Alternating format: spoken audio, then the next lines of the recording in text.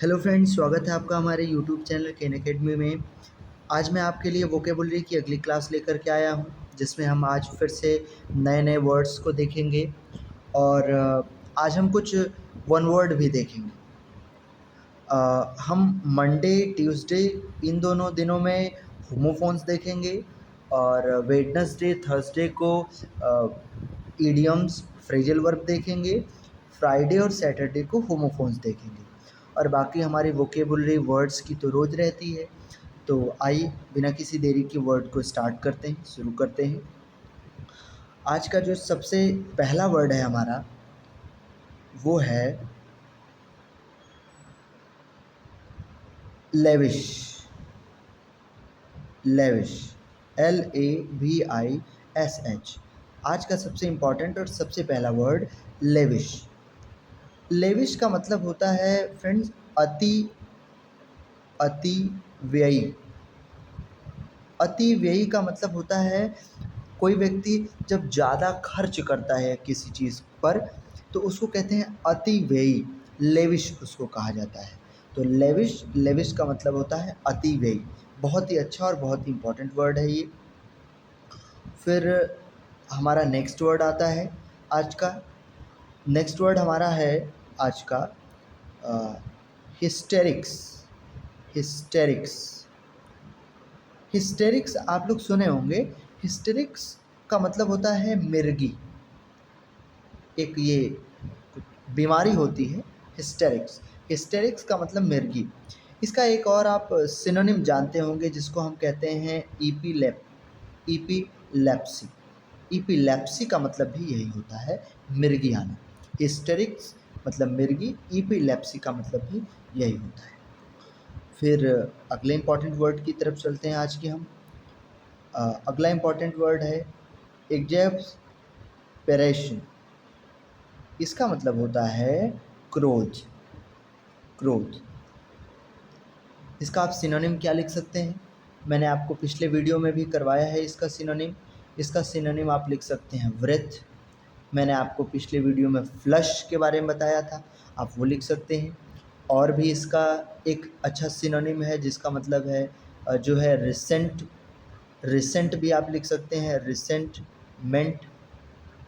एक और इसका इम्पॉर्टेंट सिनोनिम है जो कि एग्ज़ाम में बहुत आता है, वो आप लिख सकते हैं इंडिग्नेशन। तो वृथ, रिसेंटमेंट, इंडिग्नेशन और एग्जेपरेशन, इसका मतलब होता है क्रोध। ये सारे एग्ज़ाम ओरिएंटेड वर्ड हैं, इसलिए आप इसको ध्यान रखिएगा। फिर हमारा नेक्स्ट वर्ड आता है नंबर 4। आज का जो नेक्स्ट वर्ड है वो है कैटेस्ट्रॉफे। कैटेस्ट्रॉफे, कैटेस्ट्रॉफे का मतलब होता है तबाही। तबाही मतलब कुछ खत्म हो जाना, विनाश हो जाना, तबाह हो जाना। इसका आप लिख सकते हैं सिनोनिम क्लैमिटी। इसका सिनोनिम आप लिख सकते हैं क्लैमिटी, CLAMITY, क्लैमिटी। इसका एक और आप लिख सकते हैं जो कि बहुत अच्छा है, आप सुने भी होंगे, ये कॉमन वर्ड है, डिसास्टर।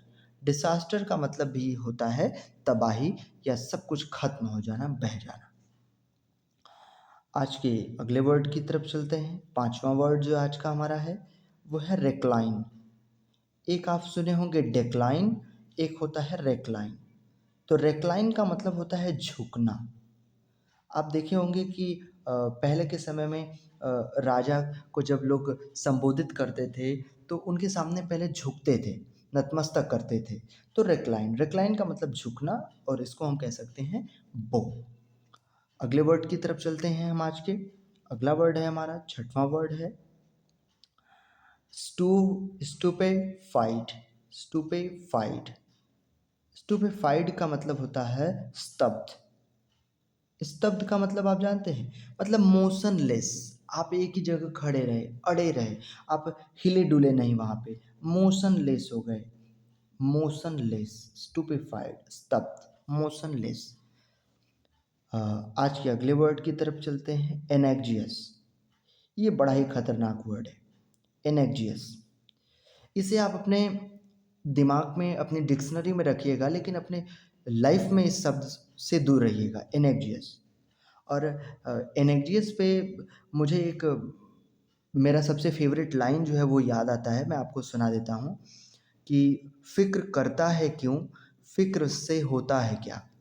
ये चिंता जो एनेक्जियस होता है, वरीड, चिंता, फ़िक्र, किसी चीज़ के बारे में आप बार बार सोच रहे हैं, तो उस पे ये लाइन है कि फ़िक्र करता है क्यों, फ़िक्र से होता है क्या, कर भरोसा खुद पे, देख फिर होता है क्या।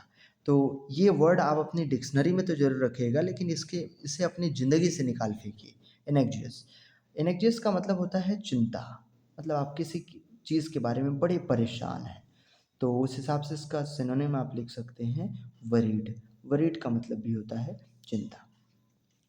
और आज का हमारा आखिरी वर्ड, जो कि सबसे इम्पोर्टेंट वर्ड है, और वो है हमारा ड्रेंच। ड्रेंच, ड्रेंच्ड का मतलब होता है भिगा देना।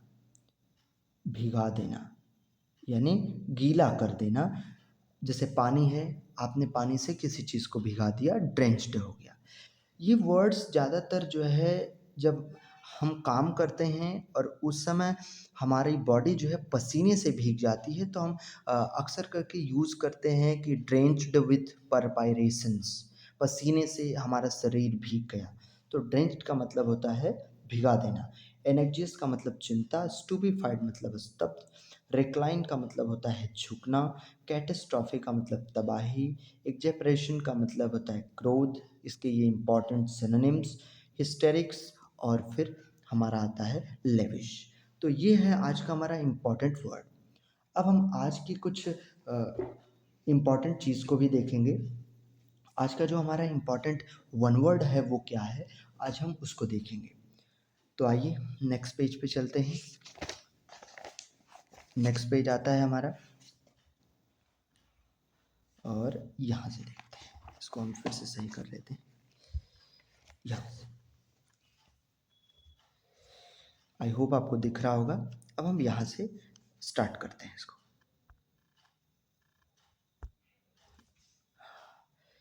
तो आज का जो हमारा सबसे पहला वर्ड है वो क्या है, वन वर्ड का सबसे पहला वर्ड है जो है apiary.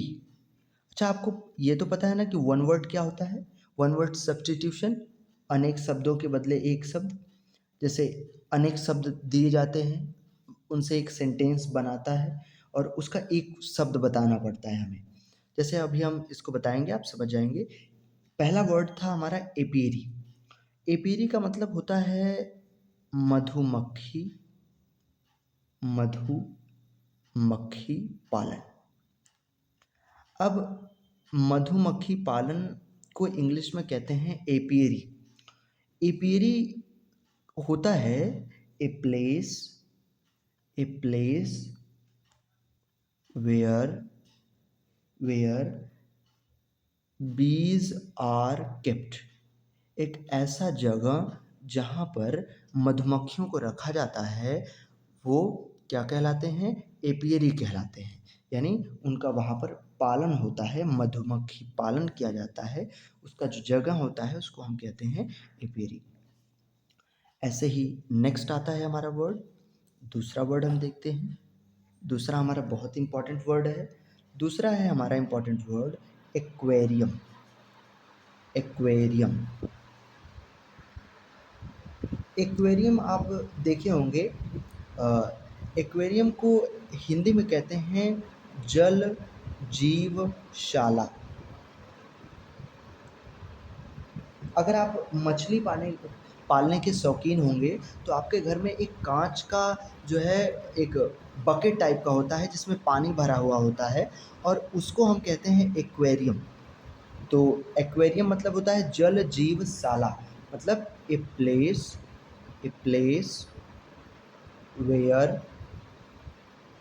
Where fishes kept are kept. एक ऐसा जगह जहाँ पर मछलियों को रखा जाता है, उसको हम क्या कहते हैं, एक्वेरियम। नेक्स्ट आते हैं, अगले की तरफ चलते हैं। अगला हमारा आता है आर्मरी। ये बहुत ही अच्छा वर्ड है। अगर आप डिफेंस की तैयारी करते हैं तो ये आपके लिए बहुत इंपॉर्टेंट वर्ड है, आर्मरी। आर्मरी का मतलब होता है आयुधशाला। आयुधशाला,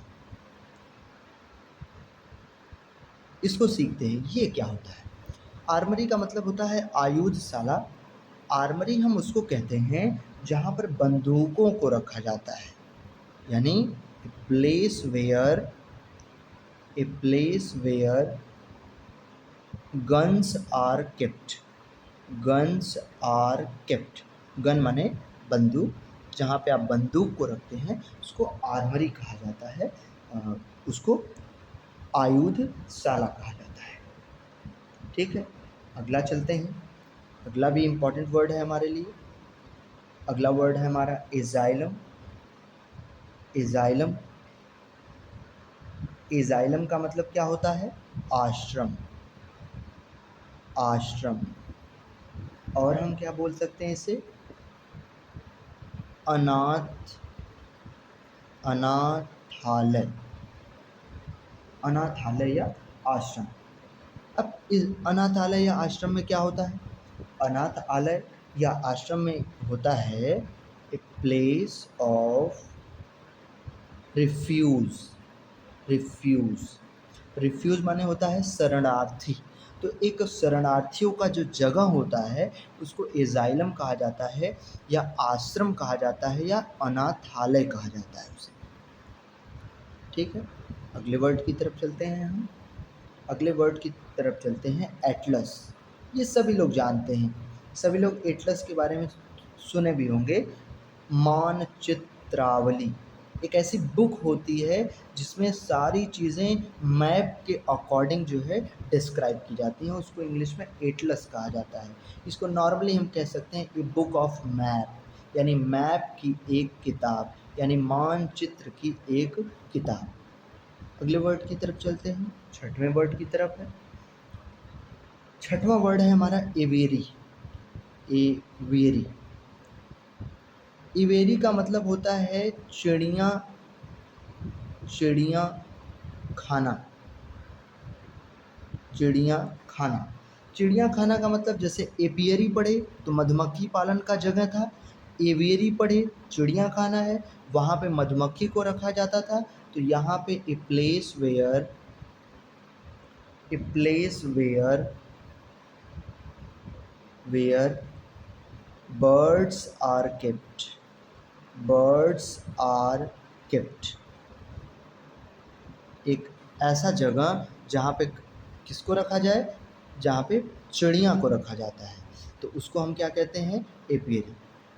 अगले की तरफ चलते हैं, सातवां जो है, सातवां देखते हैं क्या है। तो सातवां हमारा जो है आज का वो है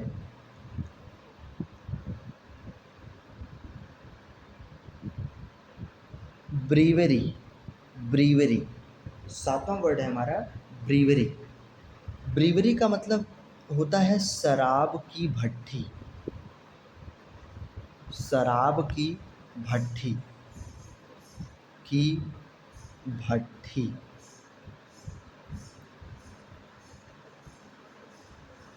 शराब की भट्टी का मतलब एक ऐसा जगह जहाँ पे बियर बनाया जाता हो। A place where, a place where beer is made, एक ऐसा जगह जहाँ पे शराब बनाया जाए उसको हम क्या कहते हैं, brewery. A place where beer is made. अगला चलते हैं हम, एक अगला वर्ड जो आज का है वो है सिमेट्री।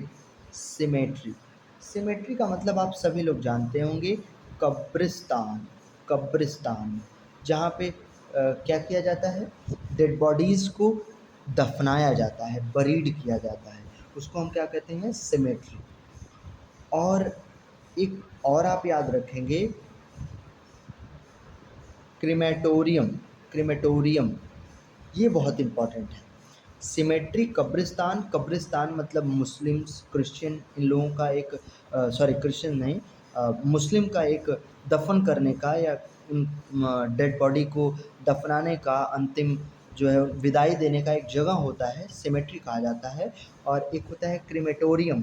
क्रीमेटोरियम का मतलब होता है शमशान घाट, शमशान घाट, शमशान घाट। ये दोनों आप याद रखेंगे, बहुत इम्पोर्टेंट है ये, ठीक है। और अगला एक लास्ट वर्ड जो है हमारा आज का, वो है डिपॉट, जिसको हम एक नाम और दे सकते हैं गोडाउन। इन दोनों का मतलब आप सभी को पता होगा, गोदाम इसे कहा जाता है। और इसका मतलब होता है a place, a place where goods are stored. एक ऐसा जगह जहाँ पर गुड्स यानी सामान को स्टोर करके रखा जाता है, उसको गोडाउन कहते हैं। गोडाउन नॉर्मल वर्ड है। डिपॉट आप याद रखेंगे कि डिपॉट मतलब भी होता है गोडाउन, गोदाम। तो आज का हमारा ये कुछ वन वर्ड था। हमने कुछ प्रीवियसली जो है वोकैब के कुछ शब्द देखे, 7-8 इम्पॉर्टेंट वर्ड देखे, और मुझे आशा है कि आपको ये सारे वर्ड समझ में आए होंगे, सब कुछ अच्छे से क्लियर हुआ होगा। तो आज के लिए इतना ही रखते हैं। Thanks for watching this video.